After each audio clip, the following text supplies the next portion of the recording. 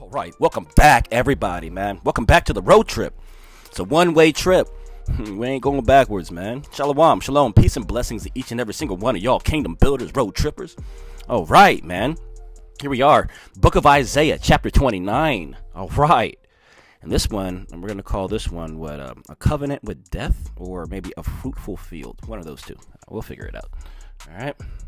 So anyway, man, shalom, shalom, peace and blessings to each and every single one of y'all, man. All praises to the Most High. All right. It's good to see you, man. How y'all feeling? Doing okay? I hope so. All praises to Yahweh, man. Glory to Yahweh Shai. Honors to the Ruach HaKodesh, man. And my love and my respect goes out to each and every single one of y'all. Hallelujah, man. All right. So, no further ado. Bathe in water. Bathe in fire. Let's get these scrolls. Chapter 29, Isaiah. Let's begin.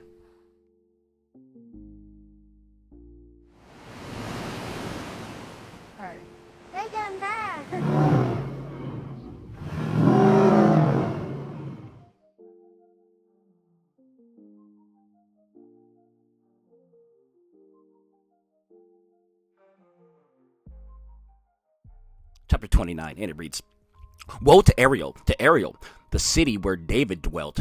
Add ye year to year, let them kill sacrifices. Yet I will distress Ariel, and there shall be heaviness and sorrow, and it shall be unto me as Ariel.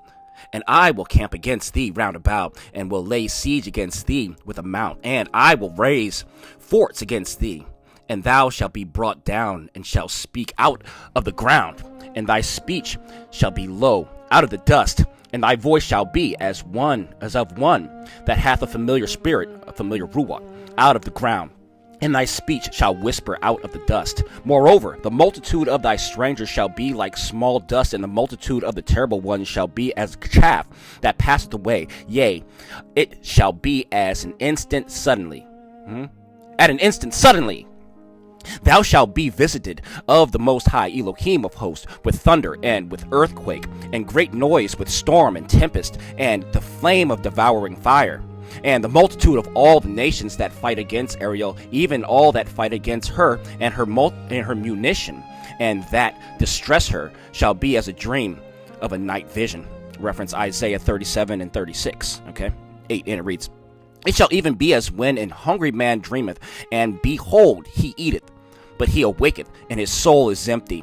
Or as when a thirsty man dreameth, and behold, he drinketh, but he awaketh, and behold, he is faint, and his soul hath appetite. So shall the multitude of all the nations be that fight against Mount Zion. Stay yourselves and wander, cry ye out, and cry. They are drunken, but not with wine. They stagger, but not with strong drink. Reference Isaiah 51 and 21, also Isaiah 28, 7 through 8, okay? 10, and it reads, For the Most High hath poured out upon you the ruach of deep sleep, and hath closed your eyes. The prophet of your rulers, the seers, hath he covered.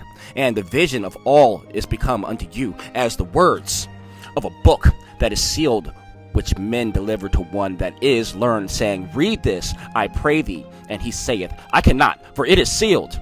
And the book is delivered to him that is not learned, saying, Read this, I pray thee. And he saith, I am not learned. Wherefore the Most High saith, Forasmuch as the people draw near me with their mouth and with their lips do honor me, but have removed their heart far from me, and their fear toward me is taught by the precept of men. Colossians 2 and 22. Therefore, behold, I will proceed to do a marvelous work among his people, thus people, even a marvelous work and a wonder. For the wisdom of the wise man shall perish, and the understanding of the prudent man shall be hid. Woe unto them that seek deep to hide their counsel from the Most High Elohim, and their works are in the dark. And they say, Who seeth us, and who knoweth us? Surely your turning of things upside down shall be esteemed as the potter's clay. For shall the work say of him that made it, He made me not? Or shall the thing framed say of him that framed it, He had no understanding? Is it not yet a very little while, and Lebanon shall be turned into a fruitful field, and the fruitful field shall esteemed as a forest? And in that day shall the deaf hear the words of the book, and the eyes of the blind shall see out of obscurity.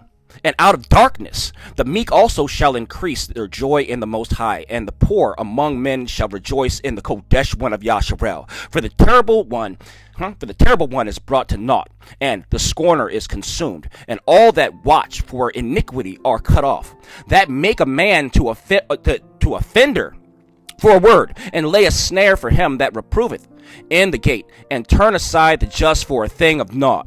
Therefore thus saith the Most High Elohim, who redeemeth Abraham, concerning the house of Yaakov. Yaakov shall not now be ashamed, neither shall his face now wax pale. Shame is for a fool. Joshua 24:3.